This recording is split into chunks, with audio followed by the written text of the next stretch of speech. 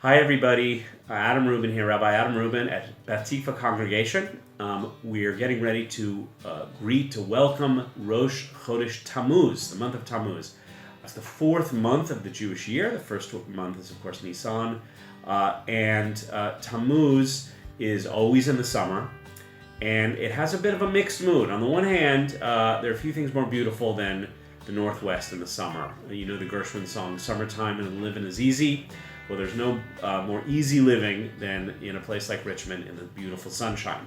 However, Tammuz initiates a time of sorrow and introspection, because on the 17th of this month, 17th of Tammuz, roughly 2,500 years ago, the Babylonian army first breached the walls around Jerusalem, which led, about 3 weeks later, to the destruction of the city and the destruction of the first temple.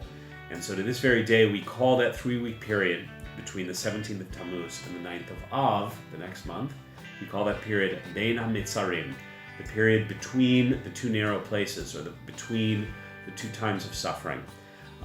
Now, we are very blessed to be able to live in a free and beautiful country like Canada, and also very, very blessed that we live in a time in which there's a sovereign and independent and free Jewish state in Eretz Israel. So sometimes it can be a bit of a challenge to relate to the sorrow and suffering of the 17th of Tammuz and what follows after. And it's also hard to relate to that suffering when things around us are so beautiful and sunny. That said, I think it's very important to take this time to reflect on our own history and how we connect to that history.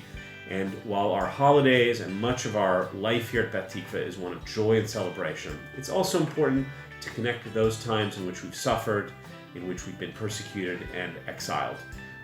And so during the period between the 17th of Tammuz and the 9th of Av, traditionally weddings are not done. There's a custom of not shaving or getting a haircut, of listening to festive music and other such observances, which all help us to connect to our past and to our memory.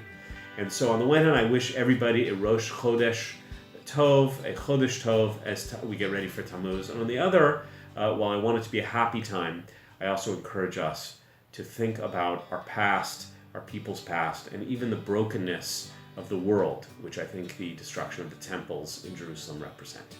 Take care, and I'm saying this on Friday, so I'll also wish everyone a Shabbat Shalom.